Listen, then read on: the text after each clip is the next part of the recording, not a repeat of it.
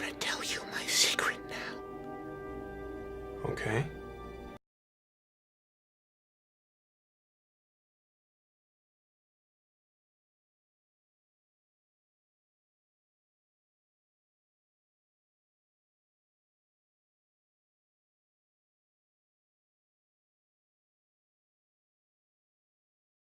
People like Jimmy Kimmel, Samantha Bee. On cable television, like the real funny people.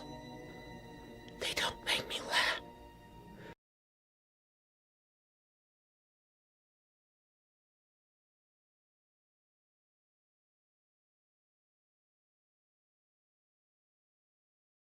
Every night.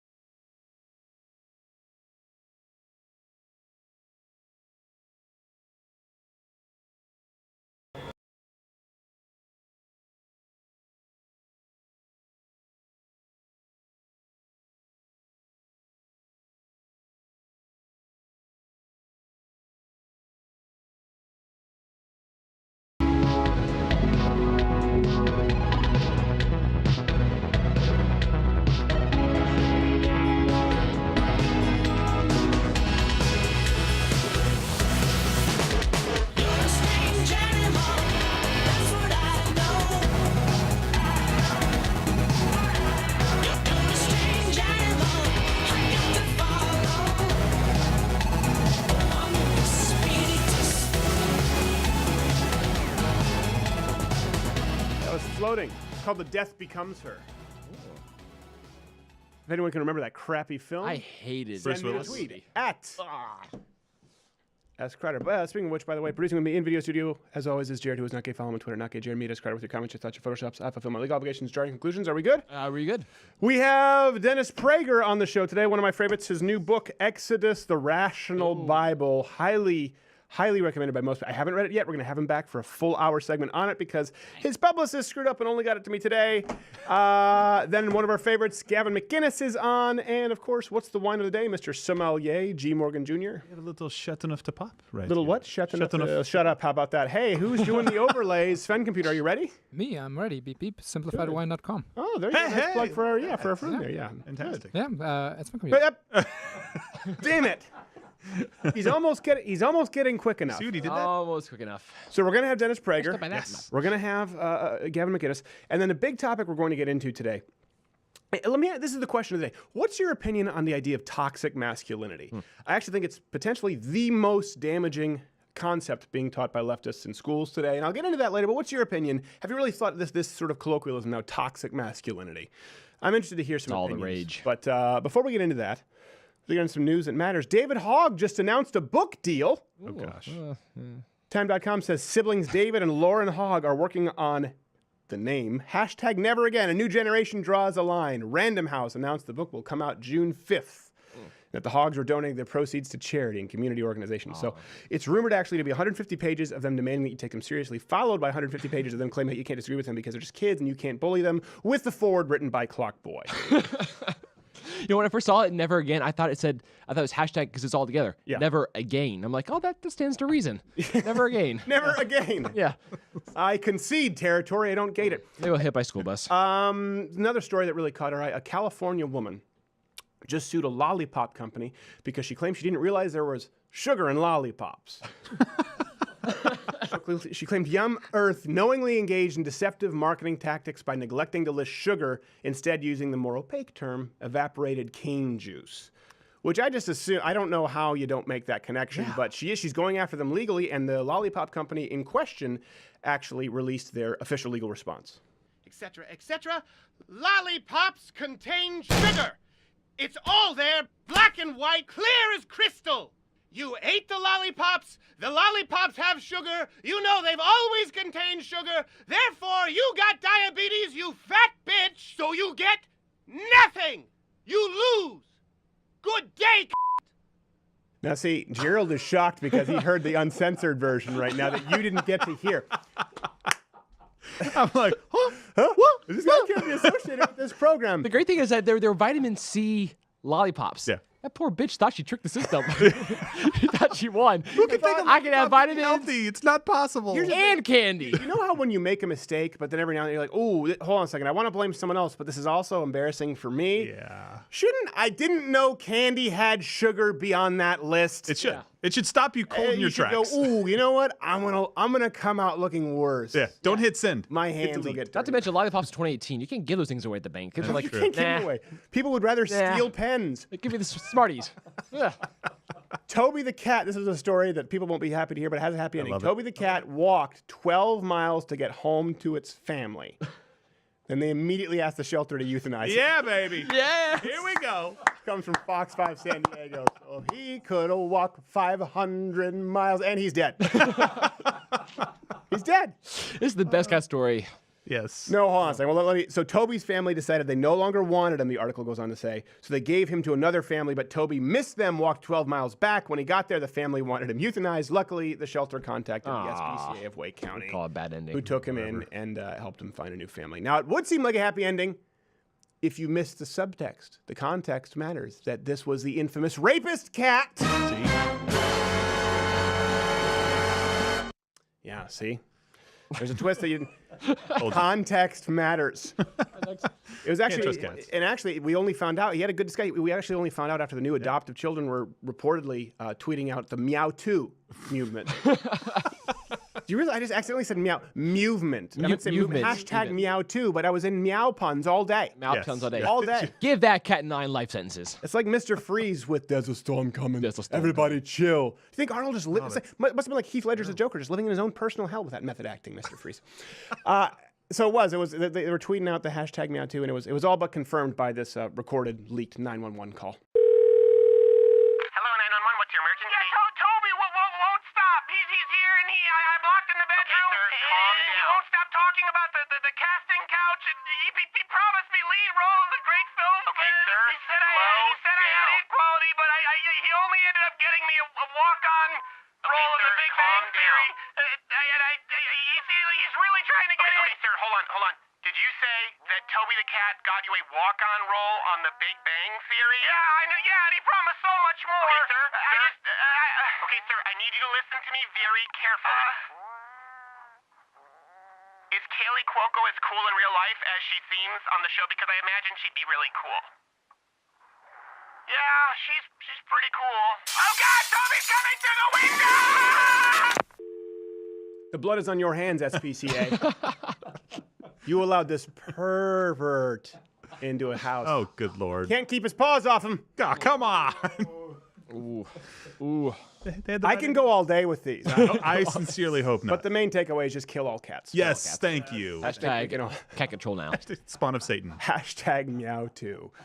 I'm sorry that's how we started this show. What did you expect? And I'm sorry for this next story. Amy Schumer's slightly anticipated new movie is here. And the ratings are coming in. Unfortunately for her, she's only received 35 tomatoes on the dollar. So that's been tough for her. And they've reformatted the rating system. What happened? It's now a 94. 94. Amy Schumer is the ugly friend of cinema. They just keep her around so Jennifer Lopez can feel good about her movies. Yes, exactly. Like now, see, The Cell doesn't look so bad, right? No, it's still bad. No, I take Melissa McCarthy any day. She knows who she is. Melissa McCarthy is funny, and that's the thing Yeah. that you can tell with Amy Schumer. Amy Schumer, look at Trainwreck, right? Yeah. She was believable enough where they played the hot single girl who doesn't want to settle down, and now she plays the fat chick. So you know at some point she made the conscious decision, okay, I was the cute young it comic, now I'm going to try and compete. I'm going to try and go tit for tat with Melissa McCarthy. And the truth is Melissa McCarthy's a funnier actress. Yeah, Amy Schumer, her stick is just, I'm fat and ugly and disgusting, but also kind of hot, right? Like in a Right, 2018 sort of way. Yeah. I'm also kind of hot, right? I'm not hot anymore. Because it's time? It's time. It's time for this to be It's hot. time. It's time for this week's Eye on India.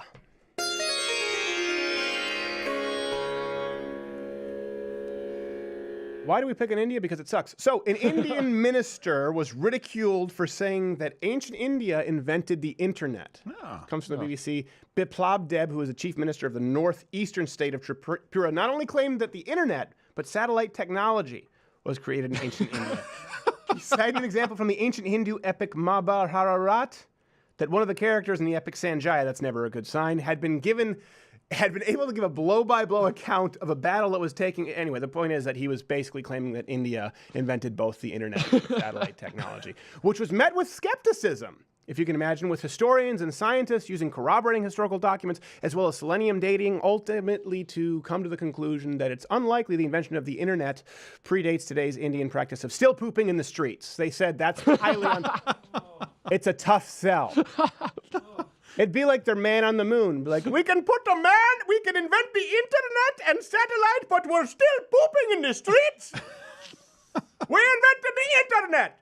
I thought Al Gore invented the internet. Was he Indian? Well, I know when Al Gore theory is more believable, you know you jumped the shark society. He loved his mulligatawny. Of course, it should be noted that Mr. Deb is a member of the Hindu nationalist BJP government. See, this is what happens when you combine nationalism with a nation that sucks. Yes. In other news in India Watch, because we can keep these going all day, from New Delhi, a dying 700-year-old banyan tree has been put on a drip. Yes, it's just what you see for those listening on the audio. According to a news agency, one of the branches was infected by termites, so determined to save the tree, they put up drips. What? To kill off the insects. Though in their defense, the tree did have cholera, which explains why it too had been pooping in the streets. It's their calling card. See, my thing is, it's a 700-year-old tree that's been stuck in India for this entire time. It's true. Give it a medal and let it die. Let it go. It's let done it its go. time. Like it's set it free. I What was else? wondering what those holes at the bottom of the trees were for. Now I know. Yeah, well, that's how they appreciate check. that, That's how they check the age in India. They just check how many blown O-rings there are. Oh. For people who understand the genre of tree dating methods, that's funny. All right, that's it. That has been our eye on India. We don't need the outro. I don't even want to do it because now we move to it. We're international. Before we get into toxic masculinity, then Dennis Prager, if he ever comes back on the show, a German theater. Did you read this? You read this story? A German theater is now offering free seats to spectators willing to wear swastikas. Let me explain. The theater in Constance is offering free admission to spectators willing to wear an armband with a Nazi swastika. Spectators who choose to pay will be asked to wear a Star of David as a sign of solidarity with the victims of the Nationalist Socialist Nazis. Which honestly put German Jews at this theater in an awkward position. Because obviously the swastika, on the other hand, free. By the way, first to take advantage of this promotion, already camped outside this theater like a Star Wars premiere. No surprise. I think we have a picture still. There you go. Well, I expected Count Dankula, Pug, but Sven Computer. Look, all in the name of art, beep beep. I know he said all in the name of art, beep beep, but it sounded like all in the name of a heart beat. My heart still beats. What this was the guy? All right. Did you try to expense that trip too? Yeah, I did exactly. That's not going to be clear in the company card. I'm surprised it went so basic. Everyone knows poop swastikas are all the rage. Poop swastikas are all the come rage. on. Yeah. Do something unique. Hey, by the way, according to the Huffington Post, Robert De Niro gave Donald Trump another savage nickname. That's the actual headline. Okay, I'll bite. So De Niro said America was being run by a madman who wouldn't recognize the truth if it came inside a bucket of his beloved Colonel Sanders fried chicken. He dubbed Trump our low-life in chief, quote. I guess it doesn't take much to make this guy laugh anymore. Dad, are you gonna lend me the money or not? No, I'm not gonna let you. Remember, I know what you did. You're a damn pedophiles. Dude, why didn't he just hire writers? You know what I mean? When people are this rich, we can't get anyone to write for our show because they're absolutely petrified at the notion of being associated with this show. Yeah, but the biggest thing is I think Robert De Niro, he thinks he outsmarted Trump on this one. He doesn't realize he's just completely playing into the hand. He's playing along. Lying Robert De Niro. Yeah, well, you are a lowlife in chief. Yes, you are. You are the lowlife in chief, my friend. I bounced that one off my mom. I know it works. Some people should just not have a platform to speak about these things. Yeah. It just makes them look stupid. Well, he has a platform, but, we can also have he just acknowledged that he's retarded. So, I don't think there's much else to say about that, but, Robert De Niro, it's sad to see how the mighty have fallen. It's true. Started with Rocky and Bullwinkle. Now, the famous Nashville window washer, we talked about this for those who aren't Mug Club members in the Daily Show a while back. The famous Nashville window washer who brought joy to many by dressing up as Spiderman, and he would wash windows at a children's hospital. Well, it turns out he's a child pornographer. So he was sentenced to 105 years. Yeah, dressing up as Spider-Man. Though really, looking back, considering what he handed in with his resume, we should have seen this coming.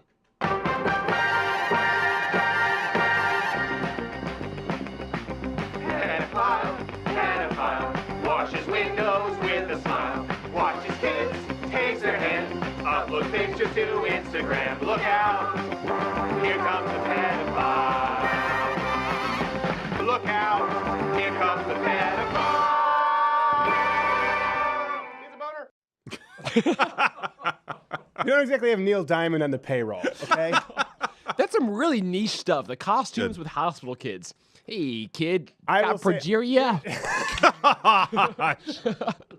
Oh, dear Lord. By the way, I formally dark corner of the apologize for internet. how bad our show was on Show's Tuesday. I was canceled. so sick on Tuesday. Jared sucked. I sucked. And Oh, it I'm was just- awful. So every I left every the 2 state not to be seconds, on it. I was hitting the cough button and I still am. I don't know what this is. I picked up SARS at the Toronto airport or something. Cough button. Hold on. Cover for me. That was the best of us. There we go. Let it out, big boy. I sound like Robert De Niro laughing in the theater. Counselor. Take an antibiotic, dude. Something. You don't want to take it, especially if you don't have a colon. You don't want to take the antibiotics. next, People buddy. just go to that. They go to it right away. You don't take it unless you need it, and if you do it, you take it with some Yeah, probiotics. what an antibiotic now. Turns your pee I will say this about the Spider-Man window washing pedophile. The guy didn't earn it, but the guy put in his work. So it's never earned. It's not. But the guy put in work. Come on. Most people just get a paneled van. You're dressing up as Spider-Man at a children's hospital. I mean, outside the windows. listen, Jeez. the guy is Yeah. obviously a pervert, just like cut the Toby the cord. cat went back to. But good. 105 Not years. not good for him, but. You don't see a work ethic like that. Hashtag respect. Hashtag blessed. You walked a tightrope there, my friend. No, watch. They're gonna try and Milo me. You supported pedophilia. Right, exactly. Not at all. I'm just saying there probably are easier ways for somebody to be a pedophile. We're not Salon. Come He on, didn't we don't take the support path of least resistance. All right, so listen, I want to talk about this. We've been talking about this for a while, but we realized we haven't really done a segment specifically on this. We were planning on doing it in Illinois. Yep. Because on college campus, they teach this. So I want to talk about the pervasive myth taught at schools across the country known as toxic masculinity. Big word. This is the term. And why, ironically, the term and the philosophy itself, I think is toxic to both men and women alike. I think it's one of the most damaging things taught in school. So progressives, they use the term toxic masculinity. You guys have heard this. Yeah. To describe what they believe are sort of culturally constructed norms for male behavior that are innately evil. So dominance, aggression, competitiveness, strength, etc., all these things.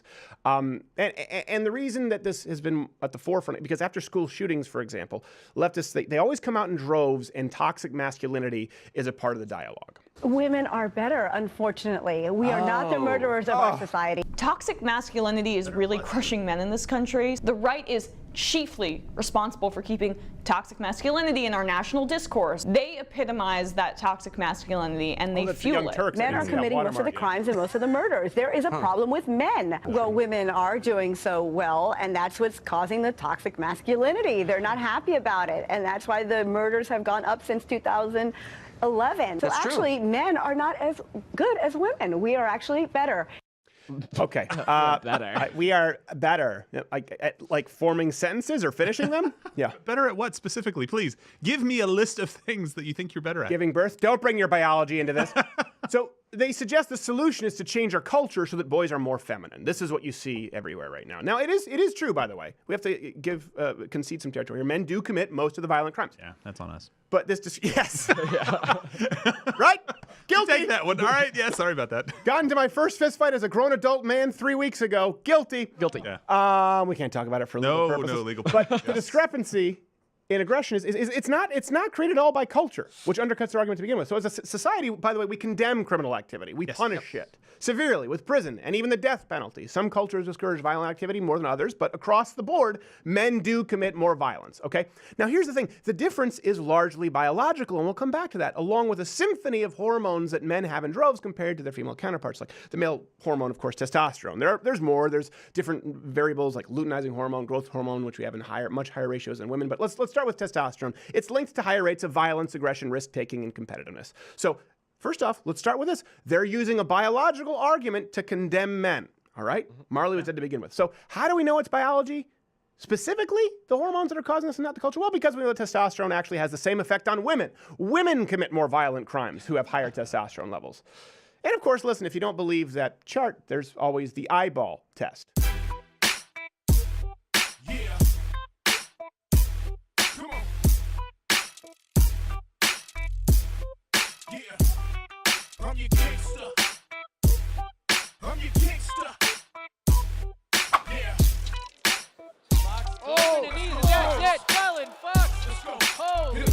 The last one was a cheat. Shouldn't have let trannies compete in professional sports. Lesson learned. By the way, yeah, I know, we cheated you. We're guilty. And men cheat more. And by the way, testosterone is also linked to aggressive behavior in increase in animals. So let's be clear. Testosterone is linked to that. But testosterone isn't just evil. Right? This is a fundamental premise for toxic masculinity. It doesn't automatically result in violent criminals.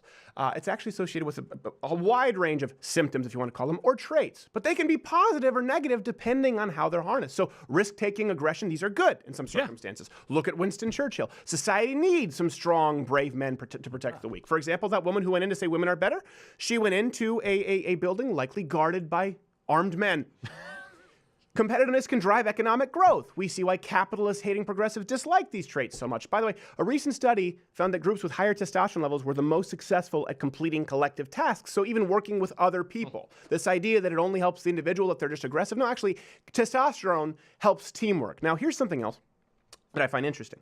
Not only does testosterone, of course, trigger aggressive competitive behavior in the face of a threat, but in the absence of a threat, it's directly associated with pro-social traits like protectiveness and generosity. Huh. You can find this at PubMed. That's surprising. Yeah. High testosterone generosity. I find that very surprising, actually. I wonder if it's just, I don't know if they include buying drinks at the bar as generosity. I don't know. It surprised me I am too. the most generous person you know then. Yes, this is true. At that point, really, you're just being fleeced. People know they say, he's at the bar, he'll buy you 5 Appleteenies. Testosterone's off the chart. It's true. So, granted, by the way, again, we have to concede some ground here. Of course, sometimes men have gotten it wrong. When you look back, for example, on some Hollywood classics. I mean, like 7 Brides for 7 Brothers. I'll give you this one. Tell you about them sobbing women who lived in the Roman days. It seems that they all went swimming while their men was off to graze. Well, a Roman troop was riding by and saw them in their me oh my, so they took them all back home to dry. At least that's what Plutarch says. I'm here today to get me a wife. I need to go back home empty-handed. Well, you're all pretty and fresh and young. I'll keep you in mind. I'll keep you in mind. Oh, yes, them women was sobbing, sobbing, sobbing, buckets of tears. Mighty sad.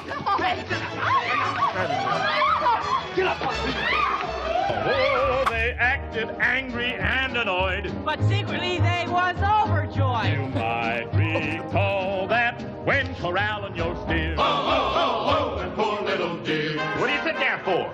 Why don't we go down and get him?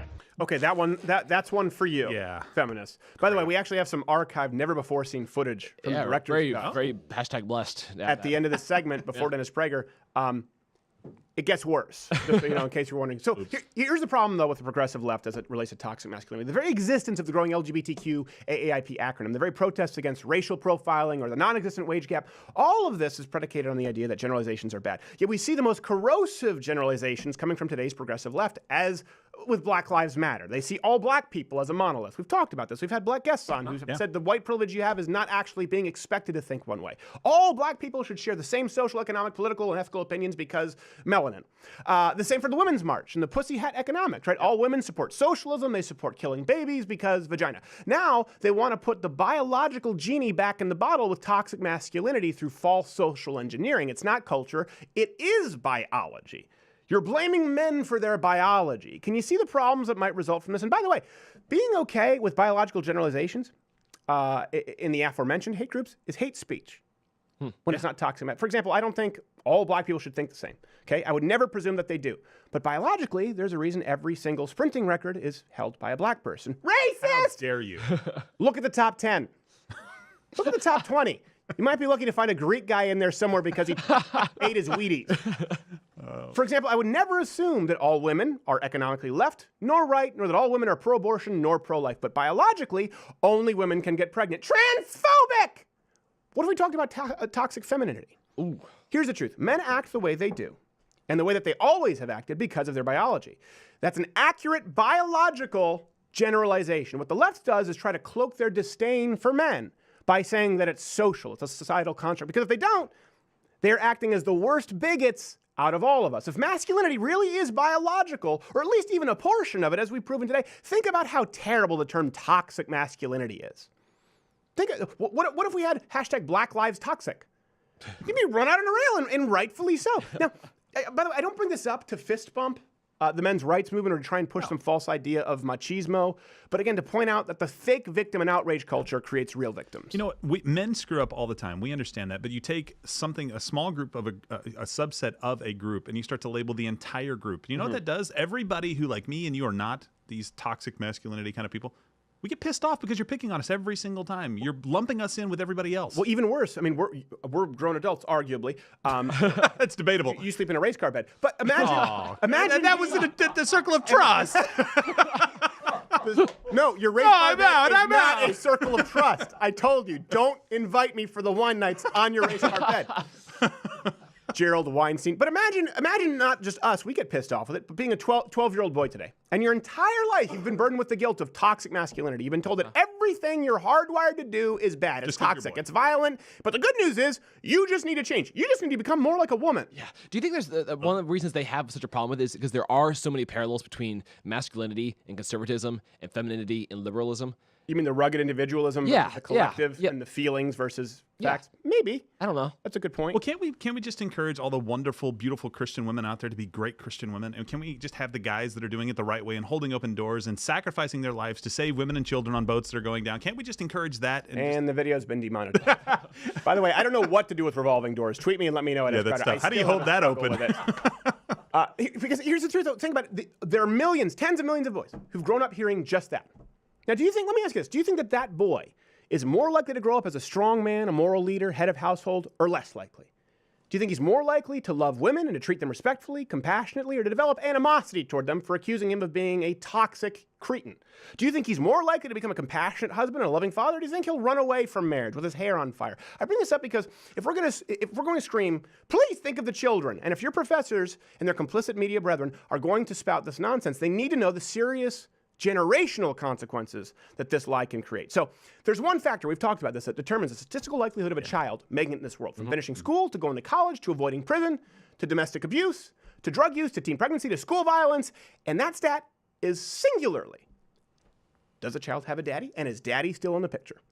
So what do you think is going to create more? And by the way, all of us here are man enough to admit when we're wrong. Back to the Seven Brides for Seven Brothers director's cut, I'll admit, in retrospect, a little tone deaf. Take a look. Dennis Prager after this. Gee, I don't think I'm ever gonna find a man. I mean woman. Oh, why don't you just do like the Romans did with those Sabine women, or Sabine women, whatever they're called? Now see, those Romans, they weren't the same kind of fixed urine. They were out there exploring new territories, and resources were scarce. But see, they had these Sabine women south of town. And what those Romans do? They went on down there, snatched them up, and carried them off. And if you can't do better than a bunch of old Romans, well, you're no brothers of mine. The Romans? Weren't those the ones I read about who set up north of here? No, I'm talking about the olden times. I read about it in Sven Computer's book. Ah, a book. I'm talking about history. This really happened. Tell you about them sobbing women who lived in the Roman days. It seems that they all went swimming while their men were off to graze. Well, the Roman troop was riding by and saw them in their meal, my, so they took them all back home to dry. At least that's what Plutarch said. Hold on. This song sounds a little bit rapey. Rapey? No, you just haven't heard the rest of the song. And the women were sobbing, sobbing, sobbing, fit to be tied. Every muscle was throbbing, throbbing from that riotous ride. Seems they cried and kissed and kissed and cried all over that Roman countryside. So don't forget that when you're taking a bride, sobbing fit to be tied from that riotous ride. Yep, nope, definitely rapey. No, I'm really uncomfortable with this. I mean, these women, clearly not even willing participants. Yeah, you should have seen the original version. Original version? Oh, Oh, them bitches were sobbing, sobbing, sobbing, screaming out loud. All the peckers were throbbing, throbbing, throbbing, ready to plow. Oh, they'd rant and screaming, rant while I service myself in their potted plants. She won't forget that when she talks to the fuzz. She'd better keep quiet because She'd only be making it worse. Holy sh**.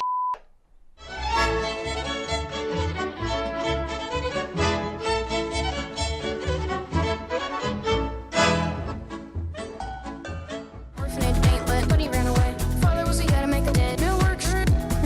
Gonna like Mel here. Drink too much, guess they deserved it. All right. Glad to have our next guest.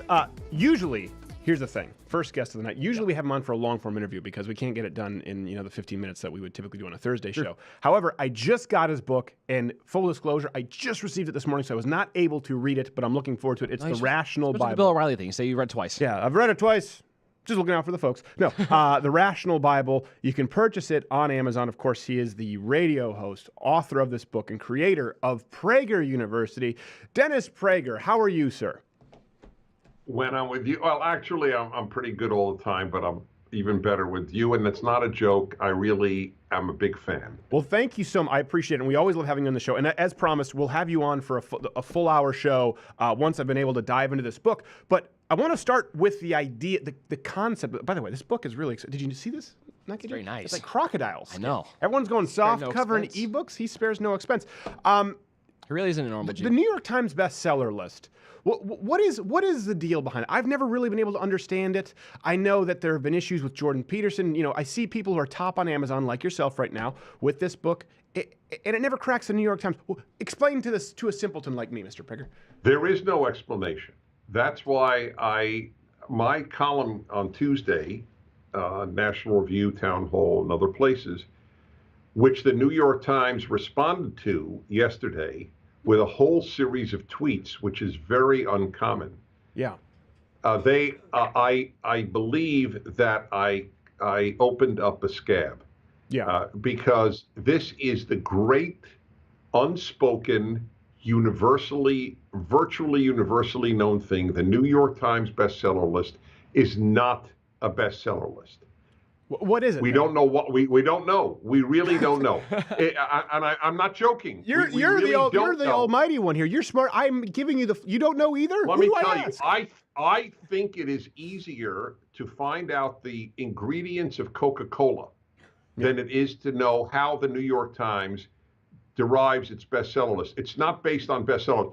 I show, and I don't care really. The book will do great whether or not it's on the Times bestseller list.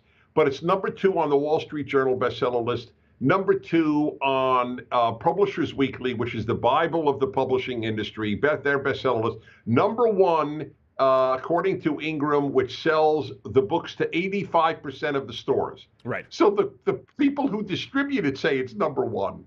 And it's not even 15 on the New York Times bestseller list. So there has been a long time suspicion that politics, if you're a conservative and especially a religious book, the chances, that doesn't mean there were no conservative books on. Right. My last book was on, but it was on for 1 week, and that was it. There's a general realization it's not for real.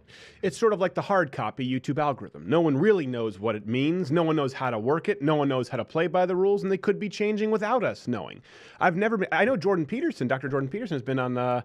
Okay, so here's the thing. Okay, so I mentioned Peterson. Yes. I said Peterson is the number 1 best-selling book. I'm number 2. Right. He's the number 1, and he's not even on their list. So they responded, because we only put on books that are printed or published by American publishing houses.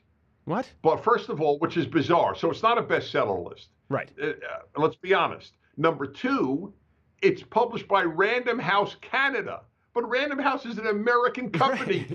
I mean, I'm surprised they would even publish it in Canada, though, with the hate speech laws and all the facets and all the variables. I'm sure David Hogg's new book will be. Yeah, of course. David Hogg just got also a book Random deal. House. You can absolutely guarantee that'll be a #1 New York Times bestseller. What, David Hogg got a book? Yeah, Random House. Yeah, with Random House. How much did they pay him? Too much, Dennis. Too much. That's really what it comes down to. Mark them more than Don Lemon. Well, let me ask you this. As someone it's completely an offshoot here, but as someone who's obviously a deeply moral man, and you talk about right and wrong, and actually I'll talk about at the end of this show, that the happiness hour, I've been thinking about that quite a bit lately. It's an hour that he does specifically in the show just devoted to happiness and your moral obligation to be happy. So as a moral person, as someone who deals with philosophy more, what's your view on a David Hogg? Is it bullying to absolutely dissect and destroy his ideas because he's underage? Obviously, he plays both cards. Treat me like an adult, treat me seriously, and then says, I'm a child, don't bully me. What do you believe is the morally correct approach with a little... Morally correct approach is to respond to how he behaves and how he speaks. I don't mock people in whatever their age, so I don't use that sort of thing. But you are entirely right. The left sends kids out. Then when you attack what they say, you're a bully for attacking a kid. I had this, the Democrats had at their convention when Dick Cheney was still vice president. So we're talking about 12 years ago, right? Or whatever it is, 10 years ago. And they had a girl get up, I think she was like 14. And all she did was mock the vice president, which I would never allow my child to mock a Democrat. My father allowed it, and look how it turned out. So you probably made a good decision. Well, that is a good challenge to what I just said. I mock everyone regardless of age. I go the other way. I like the way you turned out. Anyway, so she's just crapping on the vice president of the United States, and I found that offensive. I don't want 14-year-olds crapping on the president or vice president, whatever party. Right. That's not their business. And you deluged with, look, Prager, yeah, conservatives, they pick on 14-year-old girls. That's it. That's what they do. Right. Yeah. Well, I remember I got in trouble because Jonathan Crone was this conservative young guy at CPAC, and I was on a Fox News show, and I made a joke. I said something to the effect of, I have skivvies older than this kid. I just don't know that he should be a keynote speaker. And I got some flack on some blogs, and conservatives gave me crap. And then I had to introduce him. I had to introduce him, followed by Bill Bennett and Senator Rick Santorum. And he's in the green room.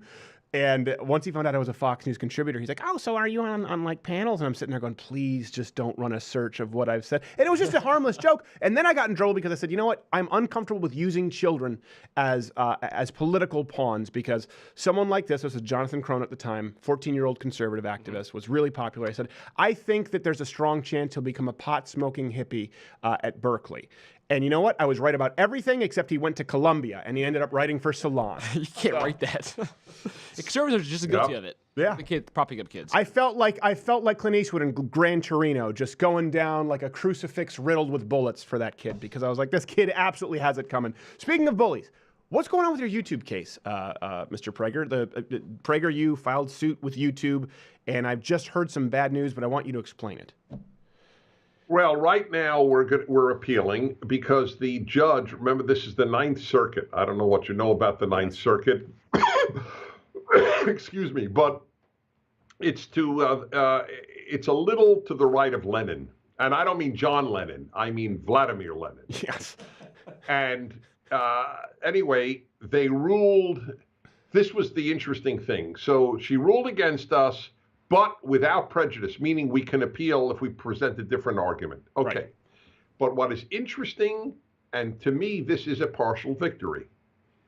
She said, and I had said this before she ever rendered her verdict, I said, it will be a victory for Prager University and for the country, more important for the country, if the judge merely announces the truth is Google, YouTube is not neutral, is in fact politically motivated, right, ideologically driven.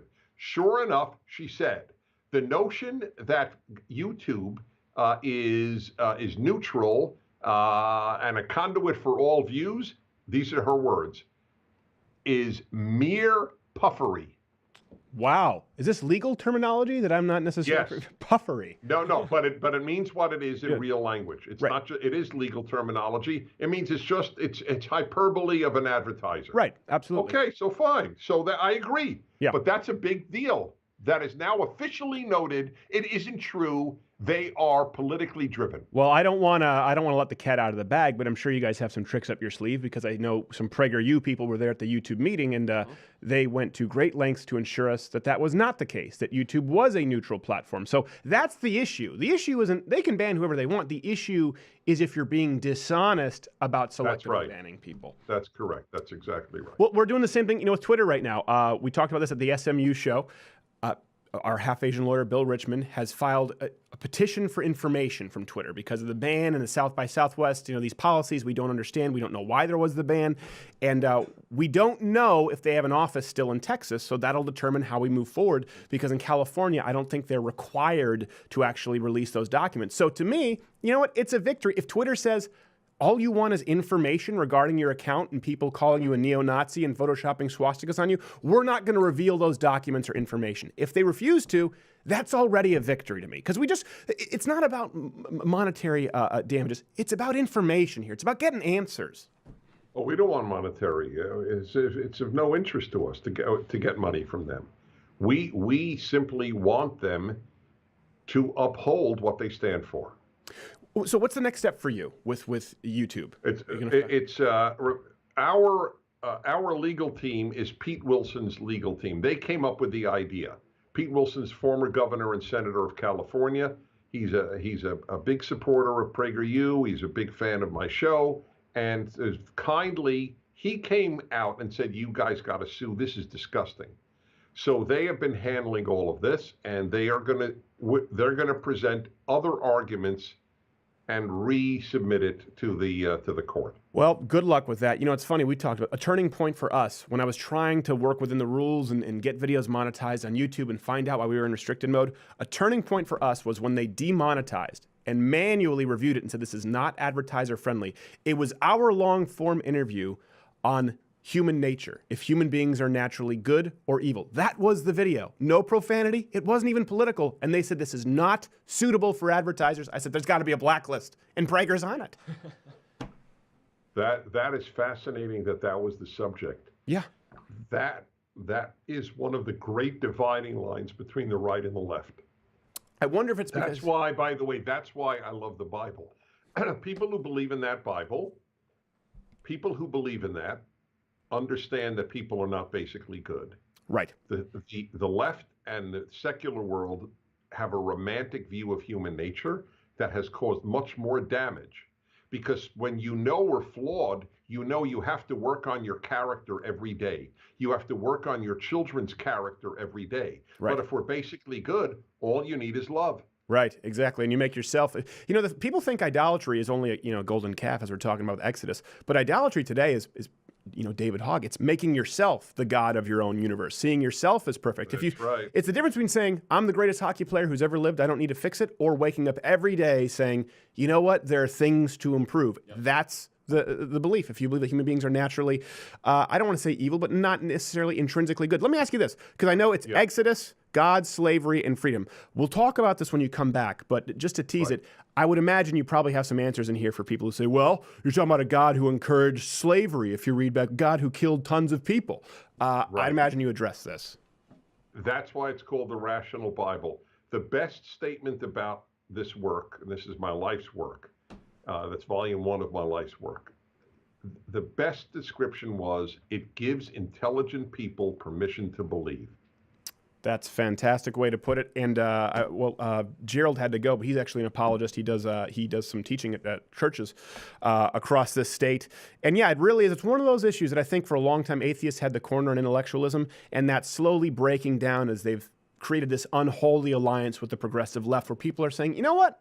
For the first time, I'm willing to listen to someone like Dennis Prager. For the first time, I'm willing to listen to someone like Jordan Peterson, because these atheists I respected have gone so far around the bend. Maybe there is a rational way to approach the Bible. And where's the best place for people to find it, Senor? Well, Amazon is the easiest, obviously, but their local bookstore, even Costco in most places has it. Costco? So I tell you, I am very proud to say, Who else has had a Bible commentary at Costco? Jesus. Okay. Yeah, the New Testament. A long time ago. Yes, exactly. And they did not have 62-inch screens then. Right, and it wasn't really Jesus. It was Game of Telephone from Jesus. Obviously, someone's going to fact check me on that. I'm really looking forward to reading this, the Rational Bible from Dennis Prager, of course. PragerU, please support them. Dennis Prager, thank you so much for being here, and we will have you back here in the next couple of weeks to do a full hour once I've read this. I haven't read it yet. I apologize. They just sent it to me. No. All right. Thank you very much, sir. We'll be back with Gavin McInnes. Oh. It just isn't done that well. The son of the queen of the laugh hang. Now available at LottoWithCrowderShop.com are genuine, authentic Ranger panties. The softest, lightest Ranger panties available with a built-in silk soft support liner. These Lotto with Crowder Ranger panties feel like teabagging an angel itself. Doing things like yard work. Or tending the garden.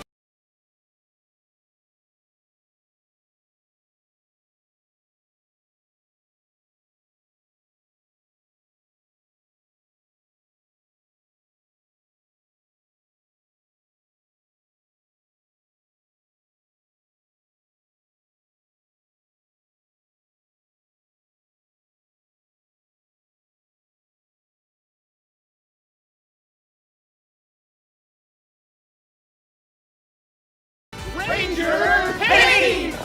Buy yours today at LouderWithCrowderShop.com. Louder with Crowder Ranger panties, because the freedom of the Republic is at stake, right between your thighs.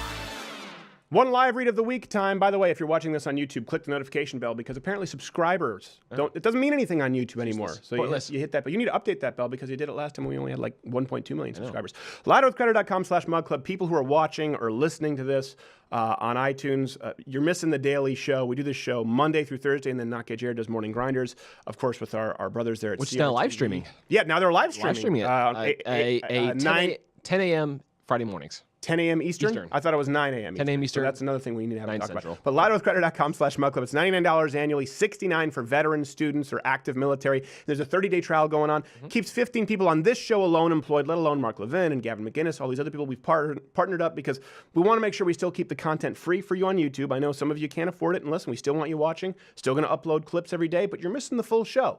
So if you want this to continue, and you want people here to make a living, this is the solution. This is as good as we can do right now without it being charity, and we're trying to earn your dollar. LottoWithCrowder.com/mugclub. Try it for 30 days free, and if you don't like it, well, then you don't get a mug. You can't try it and get a mug and then not send it because we just no.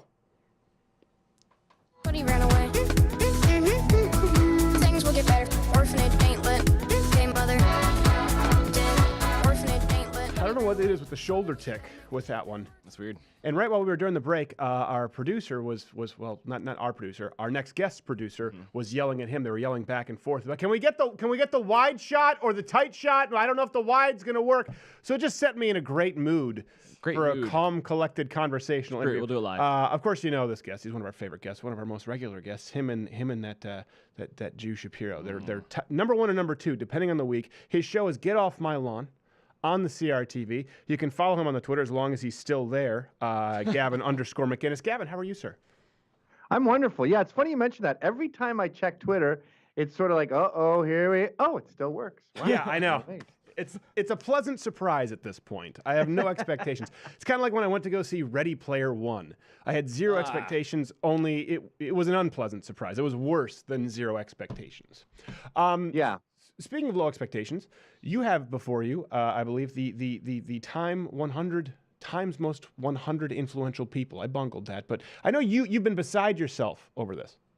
The bigotry of low expectations flourishes on this list. It really is amazing. They've got the categories are artists, entertainers, icons, and leaders. I don't know why artists and entertainers are different. I don't know why icons and leaders are different. And the criteria that they've chosen for this starts How is Kamal Khudnijani, the guy from Silicon Valley, how is he on the top 100 most influential list?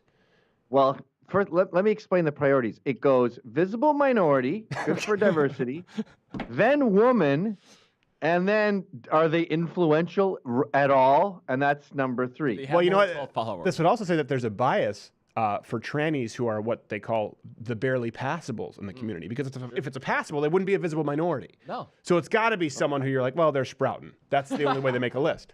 Well, what does influential mean? I think it means, say I was to say, everyone, you got to go vegan. Everyone, vegan, vegan, vegan. How many people would go vegan? I think actors assume they have a lot of influence because they have 17 million followers. But that's just because people like looking at you, or they like when you're James Bond or something. It doesn't mean we're going to you for our education policy. So they're not influential. Yeah, well, that's a good point. We've talked about this before. If you look at late night hosts on the main networks and cable television, and if you look at their interactivity online for the size of the audience that you would think they have, it is unbelievably remote. As a matter of fact, it continues to surprise me. Like, for example, when you look at Comedy Central, the show Jordan Klepper is a new show. We were just talking about how terrible it is. It's after The Daily Show. Yeah. I mean, our numbers would just massacre. You're starting with The Daily Show. Yes, you're starting with The Daily Show. So yeah. So it could only get worse. Take Jon Stewart, have that. Cut it in half, and then you have this guy, Jordan Klepper. He has 70,000 Twitter followers, but more importantly, no one interacts with him, and with so much money. Do you think there's a disconnect where they've been conditioned to think, well, we spent this much money on advertising, so we have this much influence, and it doesn't work anymore? Yeah, that's the huge mistake with this entire list. And Trevor Noah is on the list, by the way. It seems like there's like a third black woman, but they're all entertainers or underachieving writers who have put out a book or a poem or something. And then every time they cut to a white guy, which is very rare and begrudgingly, you have someone like Carl June, who trained children's T cells to fight cancer. Yeah. So or you got this guy, John Wei Pan, who used quantum communication to declare quantum states of, I don't understand, something with photons. Right. They're really trying to make clearly them like Bobby part Brown. of the 0.01 top people in the world. And then he's with the main chick. The first one you get to is some chick who's, what's her name here? I think I got her here. She's in a movie with Kevin Hart. And Tiffany Haddish. That's it. Tiffany and Haddish. Kevin Hart wrote the write-up for her. Yeah, exactly. She's great. Well, so it's kind of like maybe the person who split the atom wrote her forward. Maybe that's how you make the list. Though I will say I saw Hugh Jackman on that list. Is that just because he's gay? Does everyone not know that? His wife is unattractive. You know what? That's exactly what we talk about here. First off, when I saw him on the cover of People, I thought, well, the show tunes, and when he hosted the Oscars, and he wasn't just doing show tunes. It was very Ethel Merman, There's no business like show business. I'm like, that's Hugh Jackman? Wow, he's wearing a lot of mascara. Then I see him on the cover of People magazine, full on like porcelain doll makeup, and then I'd heard the rumors that, of course, he was blatantly homosexual, and then I did see his wife, who, I hate to, but homely. In comparison to, rated sexiest man in America, and I'm going like, come on, I don't all get the pieces these fit. beards, by the way, like Oprah's husband. Is sustenance so rare? What are we, in the Congo? No, he's not her husband. She never married him. Okay, whatever they are. Like, to live a lie like that, for what? A sub-zero fridge and free spaghetti?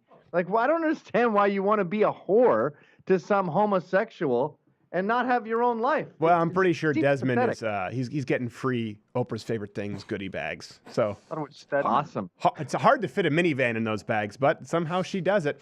Okay, so who else do we have on this list? The Times 100 most influential. This is here's my favorite. So Prince Harry. Thank God for Prince Harry. Hasn't he been amazing this year doing all that stuff he does? I do feel bad for him, though, going bald in the public eye. Like, that's really tough to do. Actually, no, wait, his brother was the one. Sorry, Prince Harry. But I like Prince Harry. Look, it's Donald Trump, pretty influential guy, right? Could start World War III. That's an influence. And then Prince Harry, I don't know, he went to a ribbon cutting ceremony and ate some cookies. And then his girlfriend. Well, she's Prince Harry's girlfriend. That matters. She touched some starving little Ethiopian kid patted him on the head. We need her in the mix.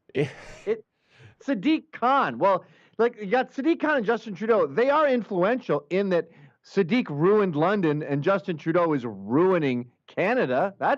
How do they put together this list and not, how do they not have a footnote like Sadiq Khan, by the way, did become a national embarrassment by proposing knife control. And, it was rebutted by people simply stating 2 words, kitchen knives. And now, his career is over. How do they not even do they not see the embarrassment from a lot of these people? I mean, look, the elephant in the room is always women. And I'm sure women ran this thing.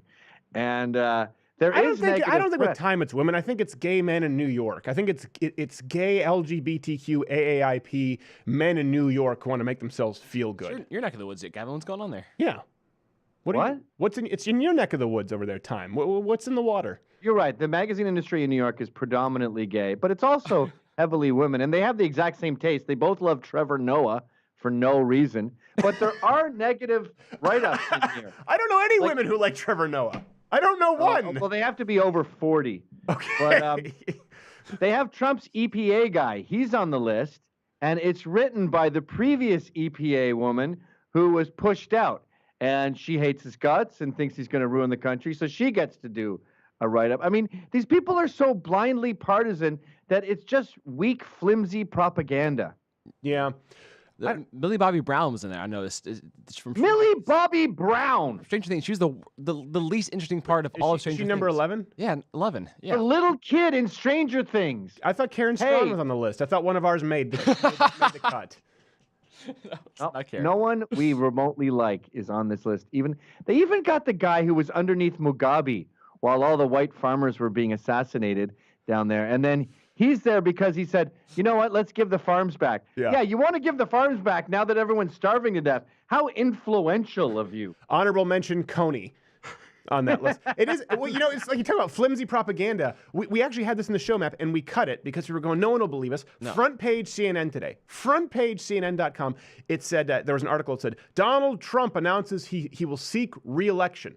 I scrolled through, 4 or 5 paragraphs? Yeah. And this is front page news, right? You would probably think, hey, wow, this is big news. We thought this is big. Maybe let's corroborate it. Anywhere else? Nowhere. They took a statement from before he'd ever become president that he said he might seek re-election if his first term goes well, and then commentary from Republicans who may or may not back him. This was front page news. They're not even trying anymore, which to me is hysterical. Okay, can we start to get bigoted here? No. This has got to be gays and women in the media. There's got to be something going on here. This must be the dads, the patriarchs abdicating the throne to this new generation of people who don't really care what's in the news. They just like the look of it. And it's got the newest flash, this list, on the website. You can't scroll around. It's a nightmare to go back and forth with, but it does look nice, and it is pretty black people and exotic-looking women from all over the world. Nothing to do with substance. No. Each article is a paragraph long, by the way. Yeah, well, that's how you know they're influential. It's like they were so influential, we could only fit it. No, that being said, with Donald Trump, who should probably be number 1, whether you like it or not, you don't need a paragraph. It should just say, President of the United States. Oh, wait, Ted Cruz wrote that? Good for him, making amends after he accused his dad of assassinating JFK. They really did. And called his wife ugly, don't forget. I know. All right, Gavin, we do have to go. I do recommend people go out and check out this lesson. Of course, your show, which is Get Off My Lawn. How can people sign up for that wonderful program? They go to crtv.com, and if you sign up, you become a member of a thing I'm doing called the Mug Group. Yeah. Where it's a thing I invented, and you're part of this group, and you all get a mug like this. Yeah. And you can, it's a fun concept where we all feel like we're part of a community, part of a group, and we all have the same mug. Exactly. It sounds like a lot of fun. Let's see that mug, Gavin. Let's see that. Let's see that wonderful. It's got my face on it. There you go. Spared no expense. And, went down to Staples with a screen print. But this one here is hand etched, so I'm pretty proud of it. So it's good. All right. This is etched. Gavin McInnes on CRTV. And tune into my show, McInnes with Higher Volume. I wasn't even prepared for this. This is another show? No, I'm changing the name. Okay, well then we have to go. Much more audible with You're McInnes. saying words that make no sense. We're going to wrap up the show after this. We'll be back. Conquer volume with McInnes.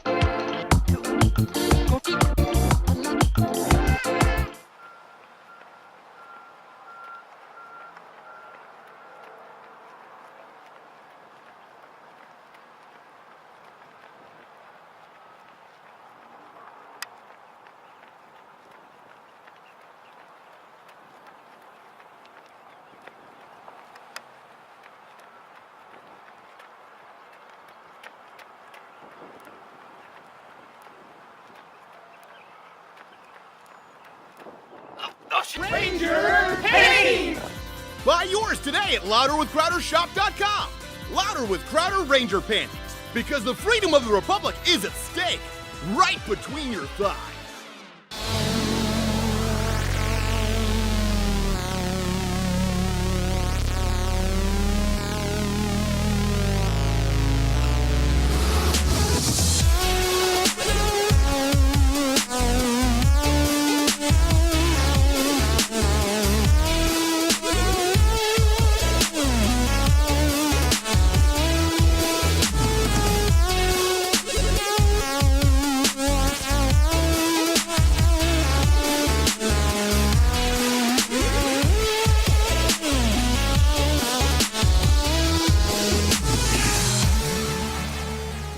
Drowning Dance. Thank you to Dennis Prager and to Gavin McInnes. You know what? Because I'm still sick. I'm really out of breath. I pinched my nose. Yeah. And because of this, my nostrils stuck for about 10 seconds. So I was breathing like this. Thank God my mic wasn't on. So, which by the way, again, formal apology. Tuesday was the worst show I've ever done, and that's why I want to talk about this last segment as well. I just felt bad about it because you deserve better, and I was sick, and we had done the Change My Mind, and if you listen to it, you can hear people like, it hurts my voice to hear. I was on death's door. I literally said I had no thoughts, I think, at one point. Yeah, at one point. I have, my brain is not here. We don't really get to take days off with this show in the same way that most people do. I don't really get to take a sick day, but you know what that was right there? That was an excuse, and you shouldn't give it to me. It was a crappy show, and it was my fault. And you deserve better. And I was actually thinking about this. I felt bad. My wife can tell you all night because this was given to me, not to get sentimental, but this is kind of what this last segment is. This was given to me by a guy at SMU. I'm sorry, man, if I forgot your name, if it's David, if it's Chris. Basic white guy name. It's his Navy Cross. Remember he came up afterwards? I remember that. And he said, I can't take this. He said, no, I really, really want you to have this. And I said, I can't. It was like almost like an old Jewish couple. I can't. I could take the cross. And I really felt genuinely bad taking it because I thought, well, 2 years from now, he's probably going to hate our show. That's the natural arc. But he said, no, listen, you really, really helped me get through a hard time. And when I was serving, I appreciate it. And he gave us this here, a Navy Cross. And I'm kind of ashamed to say I didn't really know a ton about a Navy Cross. But I guess it's the second highest sort of medal of honor that you can get for an act of heroism. So when I see that and I go, and I have a sinus infection and I lost my voice, I don't know what this guy did to earn this cross, but I guarantee you it was worse than that. I guarantee it was worse than pulling a few 16-hour shifts in a row with 4 hours of sleep, because he probably did that while he was being waterboarded and having someone saw off his hands with a machete. So thank you, sir. Please send an email through the Loud with Crowder website so I can catch your name. I really would love to talk with you, and we're going to hang it somewhere. Where do you think we should put this? I don't know. That's a good question. I don't know. But I've had it in a put next to little the cloth. liquor. That seems appropriate. Yeah, put it next to the liquor. I've had it next on a cloth, so I don't know. I want to put it I'm going to put it on the floor because I don't want to damage this. So, it meant a lot to me, and you guys deserve the best show we can possibly deliver. And I know we have a fraction of the budget of Seth Meyers' salary. Yeah. And we do the best we can, but there's no excuse for not being at the top of our game.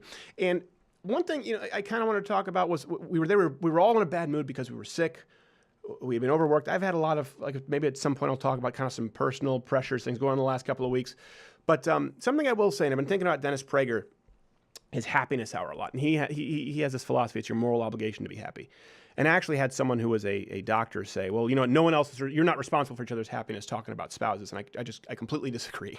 I believe you are largely responsible for your spouse's happiness through being happy yourself. I mean, no one's going to be happy if you're a miserable husband all the time, if you're a miserable wife all the time. It doesn't mean that someone else who's a miserable bastard, you take it on yourself. But it is your job to try and set a tone in a house. And it is your job to try and set a tone with the people you meet. It is our job, even after we've done, a 2-hour show, whether it's SMU, whether it's Illinois, whether it's, A&M or what we're going to be doing in the fall, a whole tour, and you've been setting up for 9 hours. Yeah. It is your job to set a tone, even when you're doing the after party, the meet and greet, and you have no voice, to make sure that you're happy to be there. Because, I thought about it. How would you feel, and most of you feel this way, a lot of your burdens that you think about, for example, that day I did not want to do a show. Tuesday. I was like, I was basically hunkered down like Bubble Boy until the show, threw off the covers and came in. I was just so sick. But then I thought, what if I didn't have it? How would I feel 5 years down the line if I squandered this and I just didn't appreciate it? And that's where you can really, I mean, that's the tale of Ebenezer Scrooge, really. Yeah. That's the tale of people, the lost redemption that they never got. So think of it that way. Whatever burden it is in your life that you don't want to do, it's probably something pretty consequential. And I want you to think for a little, just for a short moment, how would you feel if you didn't have it? Often it's a relationship. Well, how would you feel if you didn't have that relationship? Sometimes it's a job. Would you rather not have that job? Sometimes it's a friend. A lot of the times there's that old I don't know what you call it, I don't know if it's a folk tale or whatever it is. It's kind of a fable where people all put their problems into a hat, they mix it up, and they could pick any problem out of that hat, and everyone picked their own problem back. Yeah. My dad told me that when I was a kid. And you had a point. You were mentioning that. Yeah. Call it, I feel like God's been teaching me this, and you can be triggered if you want, but... atheists will be. Yeah, have Sam Harris on. I know. Invited him on. So kind of a lesson I've been learning lately that kind of ties into that is this idea that being okay with troubles in life. And we know from John 16 that, just... You will have troubles. It's promised. It's a guarantee. And I think we go through this life sometimes with this idea that if you just work hard enough to get to a place where we're going to be caught up with something, we're going to get caught up in everything, and everything's going to be smooth, and every relationship is going to be just harmonious in every facet. Yeah. I think think about it kind of like owning a car. I think we think about it when we have a flat tire. Like that's a big failure of car ownership. It's like that's not a failure of car ownership. That's just part of owning a car. It's something you deal with. It's a more frequent part of owning a car, considering the CD club parking lots. This is true. Which you spend. This is true. But think about it in marriage or anything else. When you have hard times, it's not a failure of marriage to have a hard time. No. It's when people say marriage is hard, that's what they're talking about. Yeah. So I think embracing the rough patches and being okay with that friction in life is something that's important to do. It's a good point. I think Winston Churchill said success is moving from is the ability to move from one failure to another. And we talk about that a lot. And listen, you talk about, Jesus. That's one thing I remember I had a pastor or someone saying, the opposite of love is fear. Is that fear is I'm going, hold on a second. You don't think Jesus was afraid when he was literally praying? Again, just take it as a parable if you're going to be triggered. Take it as just a fable. But him saying, take this cup from me right before he knew he was about to be crucified, kind of a rough way to go. As far as I'm concerned, there's sticking the glass catheter down your pee hole and smashing it like they do in one of those Asian countries. I don't know which one. Jamming wood chips up your thumbs. Crucifixion. It's right up there. Pretty rough. And he said, if there's any other way, please show me, and I won't do this. And guess what? There was no other way. That's the story of Christ. There is no other way. And so then he made a decision and said, okay, I'm going to do this. The opposite of love is really more of apathy. Apathy would be, I feel like, be a better... I just think it's hate. Maybe hate. I don't know. I mean, it's something that people throw around because they want to sound smart. Oh, I took Humanities 101 too. The opposite of love is fear. Shut up. I'm afraid of sharks. I don't hate sharks. I watch Shark Week. I just don't want to be eaten by one. But no, that's a good point that you talk about with marriage. It's not a failure. The failure is to stop. And I think this is one thing I've just kind of been, prayer is one thing and then meditation is another. And I talked about how I couldn't do these guided meditations because they were so freaking lazy. My doctor said, do this guided meditation where it kind of helps where someone is telling you to relax. They go, relax your jaw, relax your, and I've done that before actually as an athlete, guided stretching. Where they'll be like, okay, flex your hamstrings, release it. So I know there's something to it. But what really bothered me about the guided meditation is the worst part was this one woman said, you are walking up to a staircase. It's a peaceful staircase. It could be made of wood or some other material. I'm like, well, what is it made of? That could be anything at that point. These aren't exactly the dimensions for the synagogue in the Old Testament. Like, come on, you're giving me no specificity. But meditation is important. Meditation is different from prayer. It's about clearing your head or focusing on one thing. And Dennis Prager talks about your moral obligation to be happy. And something that has helped me absolutely, and I think for everyone, if you just take this attitude, listen, first off, choose to be grateful. Now, not just choose gratitude. Choose to be grateful. Gratitude is an emotion. A lot of times people separate and say, well, that's an involuntary emotion. I can't control it. Yeah, you can. You absolutely can control it, just like this guy who was grateful enough for our show to give me his Navy Cross. Now, to me, that's silly. I should be earning something to the equivalent and giving it to him, but I will cherish it out of respect for him. Thank you, sir. But that is him choosing to be grateful. Him saying, the crap hit the fan, and I was grateful to have your show. You can choose gratitude at any point in your life. Choose to be grateful for things that you have. Then number two, these are the three things that have been a huge turnaround for me. And I used to do it and I got away from it because some things were bothering me. So listen, just like with the change my mind stuff, it doesn't work if you don't follow the book. And I don't follow my own book sometimes. Choose to be grateful. Then number two, choose to be happy. And I don't just mean be positive. Again, because that's something people say, well, I can't be positive. No. Choose to be happy. That means in the face of negativity, you choose to be happy regardless. Joyful, yeah. Choose to be happy. And then number 3, choose to be excellent. I don't mean that in the Bill and Ted sense. Choose to be grateful, choose to be happy, and choose to be excellent. Because you know what? That will actually lead to more of 1 and 2. I've talked about this so many times. So many people here have never redlined it their whole life. Whether it's lifting the heaviest thing you can, running as fast as you can and measuring it, getting your heart beating as fast as you can, taking the most difficult intellectual test, driving a car as fast as you can, finding something that you're good at and redlining it as hard as you can. Everyone needs to do that at some point in their life. I think everyone needs to do it actually frequently in their life because you don't know the measure of a man until you do that. But find the thing in which you are excellent and choose to be excellent. If it's guitar, if it's basketball, if it's science, choose to be excellent. Guess what? You're gonna have a lot to be grateful for because if you know that you're living in your purpose and you're using your gifts, and I don't mean in some abstract yogi kind of way. I mean, find practically what you are good at doing and be excellent at it. And while you are doing it, and when you run into those hurdles like we were talking about, and Nakadir just made a brilliant point about that,